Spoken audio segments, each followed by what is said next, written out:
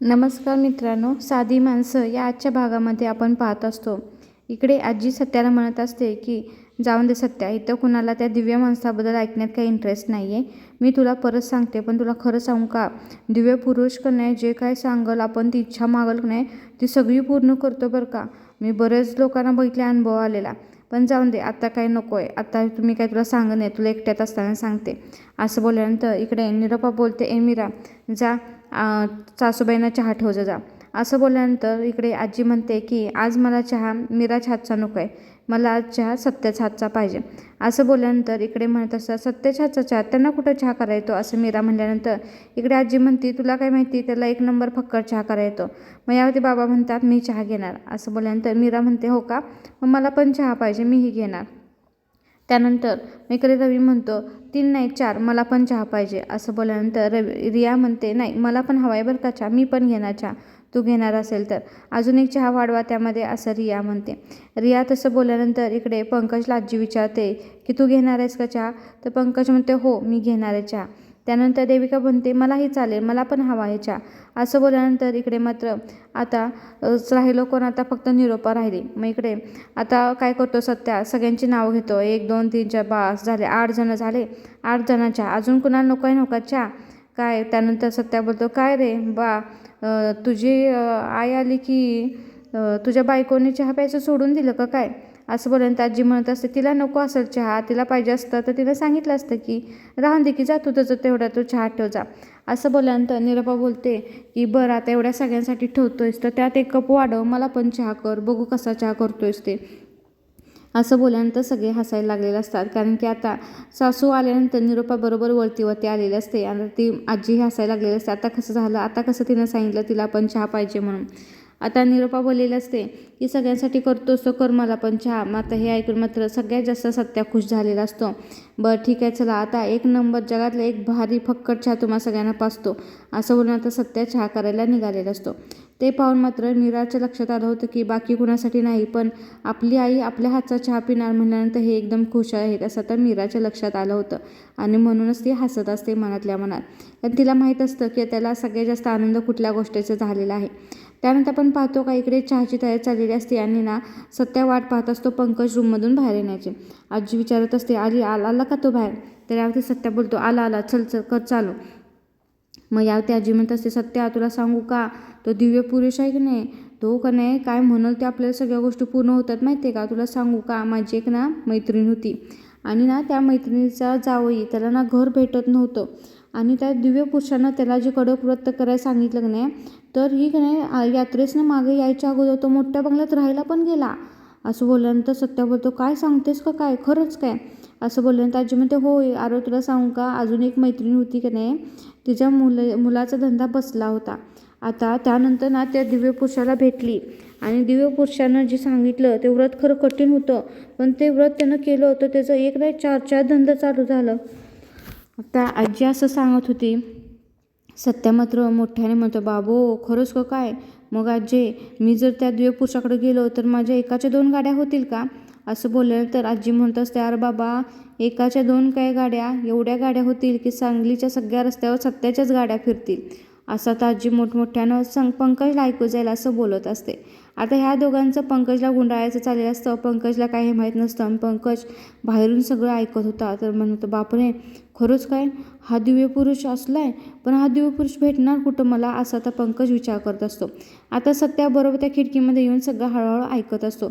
त्यानंतर मग सत्या म्हणत असतो, पण आजी तो दिव्यपुरुष भेटणार कुठं गं. असं बोलल्यानंतर आजी म्हणते, अरे बाबा तो कधी आता आपल्या सांगलीच्या शेजारच्या गावातच आलाय बघ राहायला, मग तिथं जाऊन भेट की तू. आणि तुला सांगू का, तू घरात कुणाला सांगू नको, कारण की आपल्या घरातल्यानं कुणाला हे काय पटणार नाही, ते काय विश्वास ठेवणार नाही. पण मला माहिती आहे तुला विश्वास बसल म्हणून मी तुला सांगते, आणि तू जा म्हणजे तुझं कल्याण होईल बाबा, असं आता आजी म्हणत असते. आता तेवढ्यातच इकडे आपण पाहतो काय, पंकज आता स्वप्न पाहायला लागलेला असतो की आता आपण कॅनडावरून आलो आहे, मस्तपैकी बॅग भरून पैसे घेऊन आलो आहे. तिथं आपली आई आणि बायको बसलेली आहे, टेबलवरती बॅग फेकतो, बायकोला म्हणतो बघ उघडून. त्यानंतर त्या दोघी उघडून बॅग पाहतात तर पाहतात काय, बॅग पूर्णपणे पैशाने भरलेला आहे. आता ते पैसे पाहून त्या दोघीही खूप आनंदी झालेल्या आहेत. तेवढ्यातच आता तो तिथे खुर्चीमध्ये बसल्यानंतर आता गाडी पार्क करायला सांगतो. आता गाडी पार्क करायला ड्रायव्हरला सांगतो, तर ड्रायव्हर कोण दुसरा तिसरा कोण नसून सत्याचा आहे. असंही सगळी तो स्वप्न पाहत असतो. त्याच्या स्वप्नामध्ये सगळा रियालिटीमध्ये नुसता पैसा आणि पैसा, ह्याच्या व्यतिरिक्त काही दुसरं काही नसतं. त्यानंतर तो आईला म्हणत असतो की हे काय नाही, अजून खूप आहे, तू काही काळजी करू नका, मस्त एन्जॉय करा तुम्ही दोघी, असं म्हणत असतो. त्यानंतर तेवढ्यातच चला मला नाश्ता पाणी द्या असं म्हणल्यानंतर रवी शेफच्या ड्रेसमध्ये आलेला आहे. त्याच्यापुढे वेगवेगळ्या प्रकारचे पदार्थ ठेवलेले आहेत, फ्रूट्स ठेवलेले आहेत, ज्यूस ठेवल्यानंतर त्यानंतर रवी बोलत असतो वेळ थोडा भेटला त्यामुळे खरंच सॉरी, थोड्या वेळात एवढंच बनवू शकलो असं म्हणत असतो. त्यानंतर त्या ड्रायव्हरच्या हातामध्ये चावी देत असतो. त्यानंतर हातामध्ये ग्लास पाण्याचा घेतलेला आहे. पाणी पिण्याऐवजी मुद्दाम तो ग्लास पाण्याचा ओततो आणि त्यानंतर मीराला हाक मारतो. मीरा येते, हो हो साहेब, पुसते करून आपली बादली कापड घेऊन आलेले आहे, ती सगळं पुसतं. हे सगळं त्याने छानपैकी स्वप्न रंगवलेलं असतं. तेवढ्यातच मात्र आपण पाहतो की पाठीमागं रिया येते आणि बोलते सर तुम्हाला एक फोन आला आहे, अर्जंट फोन आला आहे, घ्या. फोनवरती बोलत असतो, काय किती 50 करोड, ओके ठीक आहे चालेल, असं फोन ठेवतो. त्यानंतर मात्र रिया बोलते अजून एक फोन आला आहे सर, अजून एक फोन घ्या, असं बोलल्यानंतर तिकडून ती बोलतेस काय 75 करोड, ओके ठीक आहे चालेल, असं ते बोलत असतं. त्यानंतर रिया बोलते अजून एक सर फोन आला आहे. तर त्यावर ते बोलत असं किती, बापरे मी आता कंटाळो बोलून किती, त्यामध्ये 100 करोड असं म्हणल्यानंतर सगळ्यांनी मात्र तोंड अशी मोठी केली असेल, किती 100 करोड, असं आता स्वप्न मस्तपैकी आता पंकज रंगवायला लागलेला आहे. कारण की दिव्य पुरुषाला भेटल्यानंतर आपण ह्याच अवस्थेत जाणार आहे असा तो विचार करू लागला आहे. आता एवढ्या छान स्वप्नामध्ये तो गेल्यानंतर त्याला सगळं दृश्य त्याच्या मनासारखं दिसत असतं. रिया त्याची PA झालेली, आपला सत्या ड्रायव्हर झाला आहे, रवी त्याचा शेफ झाला आहे, मीरा साफसफाई करते आणि आईन बायको मस्तपैकी पैसे बघत फळं वगैरे खात बसले. आता मात्र नंतर जरा स्वप्नातून बाहेर येतो आणि हे सगळं ऐकत असतो. इकडे आजी सांगत असते खरंच तुला सांगत्या त्या दिव्य पुरुषाला तू जाऊन भेट, खरंच तुझं एक नंबर कल्याण होणार आहे बघ, पैसाच पैसा होईल, जिकडे तिकडे पैसा, तुझ्या गाड्या सगळ्या रस्त्यावरती फिरतील, तुझी स्वप्न अशी पूर्ण होती. आता हा विचार करतो की मला तर गेलं पाहिजे. आता आजीनं जो ॲड्रेस सांगितला नाही त्या ॲड्रेसवर गेलं पाहिजे. मग आजी परत आठवण करून देते. हा पुटपुटत असतो. ते सत्या ऐकतो आणि सत्या म्हणतो काय गं माशी काय म्हणलीस कुठल्या पत्त्यावरती. तर आजी सांगते अगं तुला सांगितलं नाही का, सांगलीच्या शेजारच्या गावातच आला आहे बघ तो राहायला आणि तो थोड्या दिवसासाठीच आहे बरं का, तो जाणार आहे परत हिमालयावर. मी तुला सांगते तो हिमालयात जायच्या आधी तू जाऊन भेटून ये.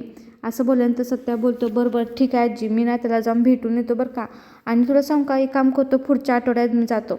असं बोलल्यानंतर आजी बोलते बरं ठीक आहे बाबा, पण लवकर जा. मला असं वाटतं तुला सांग का तो दिसताना काय सेम तुझ्यासारखाच दिसतो. म्हणजे कसं आहे माहिती आहे का, दाढी बिडी बांधली तर सगळी पुरुष आत एकसारखेच दिसतात का नाही, पण त्याचा चेहरा तुझ्यासारखाच आहे. त्याला पाहिल्यानंतर वाटणार नाही बरं का तो एवढाच मोठा सिद्धी प्राप्त झालेला पुरुष आहे. तो दिसताना साधाच आहे, एखाद्या छोट्याशा घरातच राहतो, पण ह्यातच त्याचं खरं महत्त्व आहे बरं का. त्याला लय नॉलेज आहे, त्याला खूप खरं कळतं असं आता आजी त्याला सांगत असते. आता हे सगळं आता पंकजने ऐकलेलं असतं, कारण की आजी सत्याला त्या वेशामध्ये ओळखू नये पंकजने म्हणून असं त्यांनी वेशभूषा ठरवलेली असते. आता आजीनं सांगितल्याप्रमाणे सत्या बोलत असं हो चालते आजी, मी लवकर जाऊन भेटून येतो. आता पंकजनं हे सगळं कान देऊन ऐकलेलं आहे. पंकज विचार करतो की आता सत्या म्हणतोय की पुढच्या आठवड्यात जाणार आहे, पण असं होणार आहे की सत्या जायच्या आधीच मीच उद्याच्या उद्या तिकडे जाणार आहे आणि मीच त्याच्या आधी श्रीमंत होणार आहे, असं आता पंकज बोललेला असतो. आता मात्र आजीचा आणि सत्याचा प्लॅन सक्सेसफुल होताना त्यांना दिसला होता, कारण की पंकज जे हळूहळू पुटपुट होत होता ते मात्र सत्यानं कान देऊन ऐकलं होतं आणि त्यानं तिथं लवकरात लवकर जावं यासाठी मात्र त्या दोघांनी मोठमोठ्याने बाळा हाणत मोठमोठं सगळं चढवून बोललेलं असतं त्या सिद्ध पुरुषाबद्दल. आता ह्याने विचार केलेला आहे की काय नाही, मला जर 14 लाख पाहिजे असतील, मला पैशामध्ये लोळायचं असेल तर मलाच त्या सत्याच्या आधी जाऊन भेटलं पाहिजे त्या सिद्ध पुरुषाला, असं विचार करत असतो. त्यानंतर मात्र आता ते पंकज आतमध्ये गेल्यानंतर खरंच गेला का काय तो आतमध्ये, असं बोलल्यानंतर इकडे ते दोघे आतमध्ये गेल्यानंतर म्हणतच आजी खरंच भारी एक नंबर झालं बरं का, तू मला मदत केलीस. आता बरं मी ह्याला दाखवतो काय माझा सत्याची सत्यागिरी काय असते ते. आणि आता इकडे मात्र पंकज स्वप्न रंगवत बसला आहे की आता कधी एकदाशी जातोय मी त्या सिद्ध पुरुषाला भेटायला, यासाठी ह्याच्यात चाललेली असते तयारी. त्यानंतर आपण पाहतो काय की आजीचा आणि सत्याचा प्लॅन झाला आहे सक्सेसफुल. इकडे मात्र आता ह्याने केली आहे तयारी, आता शर्टला करायला लागलेला इस्त्री. आता त्याला जायचं आहे त्या सिद्ध पुरुषाला भेटायला म्हटल्यानंतर तो मस्तपैकी टटाटकमध्ये इस्त्री करत आहे आणि गाणं गुणगुणत आहे. तेवढ्यातच तिथं आता आलेली असते देविका आणि देविका म्हणत असते, काय रे बेबी काय चालले असं बोलल्यानंतर इकडे तो बोलतो, काय नाही मला उद्या सकाळी ना इंटरव्ह्यूला जायचं आहे, त्याच्यासाठी मी तयारी करत आहे. तर देविका बोलते, काय इंटरव्ह्यूला जाणार आहेस तू? अरे वा वा, खरंच खरंच शुभेच्छा हो तुला माझ्याकडून. तुला काय माझ्याकडून लागलं तर नक्की सांग. तर यावरती पंकज बोलतो, हो हो सांगेन तुला, पण तुला सांगू का मला उद्या जरा यायला वेळ होणार आहे, कारण की माझा सांगलीच्या बाहेर इंटरव्ह्यू आहे. पण बेबी तुला सांगू का उद्याच्या इंटरव्ह्यूमध्ये मी पास झालो की नाही आपल्याकडे नुसता पैसाच पैसा होणार आहे बघ. असं बोलल्यानंतर मग काय देविका एक नंबर खुश होते. काय खरंच का बेबी? अरे वा वा वा वा, खरंच तुझ्यासाठी ऑल द बेस्ट. त्यावरती पंकज बोलतो, हो नक्की. आता मात्र फक्त उद्याच्या दिवसाची वाट पाहायची बघ. उद्याचा दिवस लवकर लवकर उजडावा असं मला वाटतंय. आणि आता असं म्हणत म्हणत मस्तपैकी आता इस्त्री करत असतो. आता हे सगळं पाठीमागे बाहेर ना कान देऊन आपला सत्य ऐकत असतो, कारण की तो बघत असतो हा जाण्यासाठी रेडी झालाय का, ह्याची कुठवर तयारी आली. हा ते सगळं कान देऊन मागं ऐकत असतो. आणि इकडे मात्र पंकज बोलत असतो, झालं आता उद्याच्याच दिवसाचा उशीर. आता उद्या सकाळी पहिल्यांदा जाऊन मी त्या सत्याच्या आधी त्या दिव्य पुरुषाला भेटणार आहे. तेवढ्याच्या सत्या बाहेर पाठीमागे कान देऊन ऐकत असताना इकडे मात्र मीरानं पकडलं. आणि मीरा बोलते, काय इकडे काय करताय असं बोलल्यानंतर सत्या बोलतो, काय नाही मी इकडून निघालो होतो. असं बोलल्यानंतर मीरा बोलते, इकडून म्हणजे ह्या रूममधून बाहेर येत होता? तर यावरती सत्या बोलतो, नाही गं या रूममध्ये नाही, असं मी समोरून येत होतो आणि असं निघालो होतो. त्यानंतर शांत होतं. तर मीराला बोलतो, का काय झालं गप का झालीस? तर यावरती मीरा बोलते, बोला की मी ऐकते की तुम्ही काय म्हणताय. मग आता काय करतो सत्या मुद्दाम असे जांभी आल्यागत करतो, मला आता झोप आल्या, जातो मी झोपतो, उद्या सकाळी मला लवकर जायचं आहे बाहेर, मला भाडं आले, मला लवकर बाहेर जायचं आहे असं म्हणतो. तर यावरती मीरा म्हणत असते, काय नक्की चाललंय काय तुमचं? काय सांगत नाही काय नाही, तुम्ही इथं का होता ते अर्धवटच सांगून निघालाय. तर सत्या मात्र तिला आता बोलणं टाळत असतो आणि तिथून लगेच पळ काढतो आणि बोलतो, मला झोप आले, जातो मी, मला उद्या सकाळी लवकर उठायचं आहे. मीरा मात्र त्याच्याकडे पाहतच राहिली होती, कारण की तिला डाऊट असतो हा पंकजच्या रूमच्या बाहेर होता, याचा त्याचं काहीतरी चाललं आहे. त्यानंतर इकडे रिया खूप खुश असते, रवीला म्हणत असते की रवी मी खूप खुश आहे. असं बोलल्यानंतर रवी बोलत असं, काय झालं एवढं का प्रेम होतं चालले? असं बोलल्यानंतर रिया म्हणत असते, तसं नाही रे रवी, तुला माहिती आहे ना मला तुझ्याबरोबर राहायला खूप आवडतं, पण काय माहिती आहे का की आता मी ठरवलं आहे नवीन येणारं वर्ष आहे की नाही ते आपण दोघांनी एकत्र घालवायचं, एकत्र स्पेंड करायचं. वर्षभर आपल्याला जे काही करायचं आहे ते आपण एकत्र बोलायचं, विशेष मागायच्या, हे सगळं दोघांनी आपण एकत्र करायचं आहे. असं म्हणल्यानंतर रवी तिला सांगत असतो की रिया असं होणार नाही, कसं आहे ना की आपण 31st एकत्र साजरे करतो, एकत्र कुटुंबामध्ये असं होत नाही. त्यावरती रिया बोलली असते, का एकत्र कुटुंबामध्ये आउटिंगला जात नाहीत का? तर रवी बोलत असतं, तसं नाही गं, मला तुला म्हणायचं कसं आहे काही सण आपण एकत्र साजरे करतो ना, तसं जॉईंट फॅमिलीमध्ये सुद्धा 31st एकत्र सेलिब्रेट करतात. मग रिया बोलते, मग असं करूया आपण सगळ्यांना घेऊन जाऊया आउटिंगला. तर यावरती रवी बोलतो, असं कसं आपण अचानक घेऊन जाणार, आपल्याला सगळ्यांना त्यांचं मत विचारावं लागेल. तर यावरती मग रिया म्हणते, चालेल आपण सगळ्यांचं वोटिंग घेऊया, मी ना सगळ्यांच्या बोटाला ना तसं ते निळी शाई लावेन. असं बोलल्यानंतर रवी बोलतो, सागर रिया मत घेऊया याचं, तर आपण त्यांना मत विचारूया की तुम्हाला यायचं आहे का नाही. तर रिया बोलतो, ठीक आहे आपण सगळ्यांचं मत विचारूया, पण एक गोष्ट लक्षात ठेव, जर कोण यायला नाही म्हणलं ना तर आपलं आपण दोघं जायचं फिरायला. तर रवी बोलत असतो, रिया असं कसं चालेल, आपण जॉईंट फॅमिलीमध्ये राहताना असं होणार नाही. तर रिया बोलते, नाही आता मला या बाबतीत काय ऐकायचं नाही, हे बघ जर कुणाला जर यायचं नसेल ना तर आपलं आपण दोघं जायचं फिरायला. आता मात्र रवीचं मात्र रियानं काही ऐकलं नसतं. तिचं म्हणणं असतं की आउटिंगला तर जायचं असेल, सगळ्यांना विचार, कोण येणार नसेल तर आपण दोघं तर नक्की जायचं. यावरती मला काही मात्र उगाच वाद नको आहे, आताच रियानं सांगितलेलं असतं. आता आपण पाहतो काय रिया काय कोणाचं ऐकत नसते आणि रवी प्रयत्न करतो सांगायचा, पण ती काय ऐकत नाही आणि तिचं म्हणणं तिनं आता ठामपणे सांगितलेलं असतं. त्यानंतर मात्र रवी आता तिला सांगण्यास हतबल झालेला असतो आणि तो आता सोडून देतो, कारण की रिया काय ते ऐकणार नाही हे त्याला माहीत असतं. आणि त्यानंतर तो विचार करत असतो की आता घरातल्यांना कसं कन्व्हिन्स करायचं. त्यानंतर इकडे आपल्या सत्याची आता भोंदू बाबा बनायची तयारी चालू असते. त्यानं गाठोड्यामध्ये सगळं बांधून घेतलेलं असतं. तेवढ्याच पाठीमागून त्याला कोण हात लावतं पाहतो तर काय, तर आजी असती. तर यावरती सत्या बोलतो, काय गाजी भिलो की मी. असं बोलल्यानंतर आजी बोलत असते, एका डिटेक्टिव्हनं दुसऱ्या डिटेक्टिव्हला भ्यायचं नसतं, मीराला काय भीतोयस तू, मी आहे बाबा, झाली का तुझी सगळी तयारी. तर यावरती सत्या बोलत असतो, हो सगळी तयारी झाली.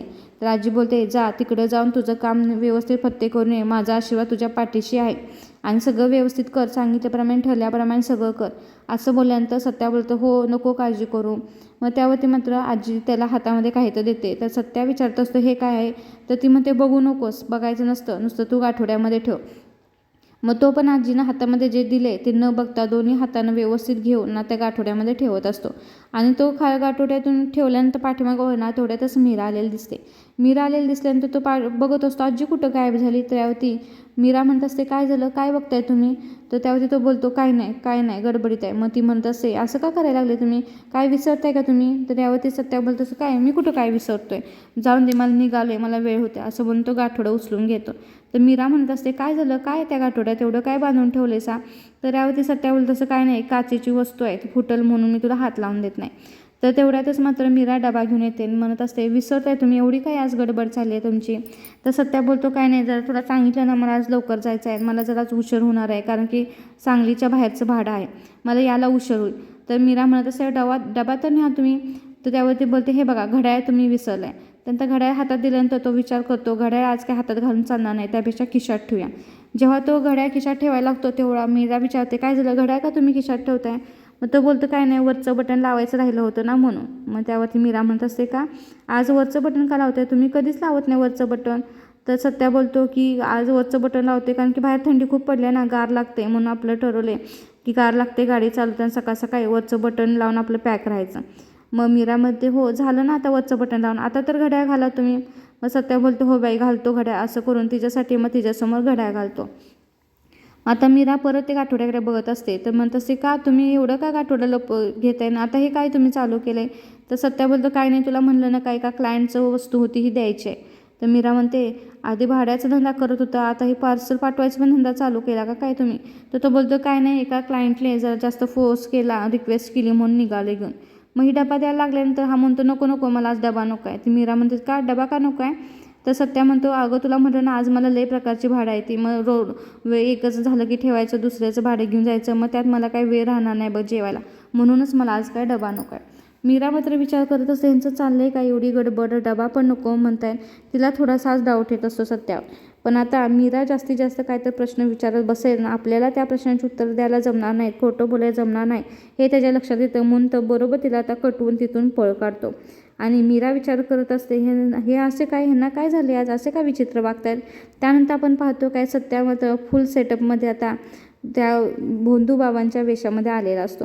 आणि इकडे मात्र तो मस्तपैकी गाणं म्हणून हात डुलवायचे चाललेले असतात. तेवढ्यातच त्याचा जो मित्र शेजारचा असतो तो बोलत असतो बाबा बाबा घड्याळ असं बोलल्यानंतर म्हणत असतो बाबा म्हणत असतो घड्याळ वगैरे असल्या गोष्टी आपल्यासाठी नाही आहे, त्या बाह्य गोष्टी आहेत, त्यापासून आपण लांब राहायचं असतं, टाईम वेळ वगैरे आपल्यासाठी नाही आहे. तर यावरती तो म्हणत असतो घड्याळ तुमच्या बाह्य वस्तूच दिसायला लागले, त्या घड्याळ बघा हातातनं काढा असं बोलल्यानंतर सत्याच्या लक्षात आलं की आपण घड्याळ काढलेलं नाही. आणि तेवढ्यातच आता पंकज आलेला असतो. मग तो खुणवतो आला पंकज आला म्हणल्यानंतर इकडे सत्या पटकन खाली बसतो आणि दोन्ही हात पाठीमाग करून घड्याळ काढण्याचा प्रयत्न करत असतो. आता पंकजला आलेला पाहून मात्र त्यांचं ॲक्टिंग परत फुलमध्ये चालू झालेलं असतं, कारण की हे सगळे आता सत्याचेच मित्र असतात आणि आता पंकजला धडा शिकवण्यासाठी तो घेऊन आलेला असतो. आता पंकज तिथं आलेला असतो. तेवढ्यातच मात्र आता दुसरा क्लायंट म्हणजे दुसरा सत्याचा मित्र येतो आणि ते येऊन मात्र आता सत्याचा डायरेक्ट पाय धरतो. बाबा मला खरंच मला आशीर्वाद द्या ऐकून त्याचं पाय ओढायला लागलेला असतो. तर बाबा म्हणत असतो बाबा हळूहळू. तर हा नाही मी तुमचं पाय सोडणार नाही. तर यावरती सत्या त्याच्या कानाजवळ अरे बाबा सोड की धोतार फेटायला लागलं माझं. त्यानंतर तो हात सोडतो आणि त्यानंतर बोलतो की बाबा तुम्हाला माहीत आहे का आज काय तुमच्यामुळे काय झालं, तुमच्यामुळे मला जमीन प्राप्त झाली. तर यावरती म्हणतो माझ्यामुळे. तर म्हणतो तसं नव्हे हो, माझ्या बाबांनी मला दिली, पण तुम्ही जे सांगितलं व्रत करायला ते मी व्रत केलं आणि ते ओसाड जमिनीमध्ये निघालं काय माहिती आहे का. असं बोलल्यानंतर लोक म्हणत असतात काय निघालं, खूप सारं धनधान्य निघालं असं.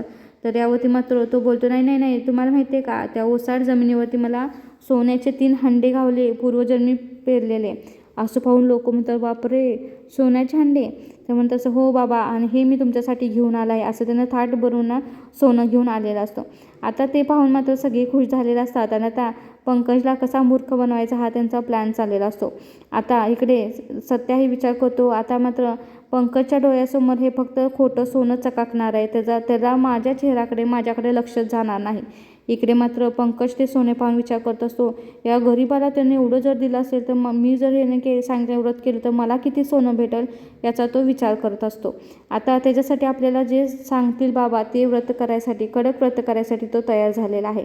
आता इकडे सत्याचे लक्षात आलं होतं की हे चकाकणारं खोटं सोनं एवढंच त्या आता पंकजला दिसत आहे आणि तो त्यासाठी काहीही करणार हे सत्याच्याही लक्षात आलेलं असतं आणि म्हणूनच हे सगळं त्यांनी नाटक केलेलं असतं. आता प्रेक्षको आपण उद्याच्या भागामध्ये पाहणार आहोत की इकडे पंकज विचारतो की मी काय करायला पाहिजे. तर यावरती बाबा म्हणत असतात की 14 लाख मिळवण्यासाठी तुला खूप मोठं कष्ट करायला लागणार आहे आणि त्यासाठी तुला हातामध्ये कटोरा घ्यावा लागणार आहे. तर पंकज बोलतो काय? तर म्हणतो हो, कटोरा घ्यायचा आणि जायचं, कपडे काढ इथं, कपडे फाडायचे त्याचे आणि ना भीक मागायला जायचं आणि घरोघरी जाऊन भीक मागायची, मग तुला भेटतील 14 लाख. असं विचार केल्यानंतर पंकजला हे खूप मोठं टास्क वाटत असतं, हे मी कसं करणार. पण तो 14 लाखासाठी काही करायला तयार असतो आणि भोंदूबाबाने म्हणजे त्या दिव्य पुरुषाने सांगितल्याप्रमाणे त्यानं ही कपडे काढलेले असतात, त्याच्या तोंडाला हाताला काळं फासलेलं असतं आणि त्याच्या हातामध्ये कटोरा दिलेला असतो. आता मात्र सत्याने जसं सत्या मनातल्या मनात म्हणतो की आई आणि वडिलांना जसा तू भिकारी बोललास, आज मी तुला भिकाऱ्यांच्या लाईनमध्ये बसवलेलं आहे आणि हीच तुझी शिक्षा आहे. आता आपण हे सगळं पाहण्यासाठी नक्कीच उद्याचा भाग पाहू. हा भाग इथं संपला आहे.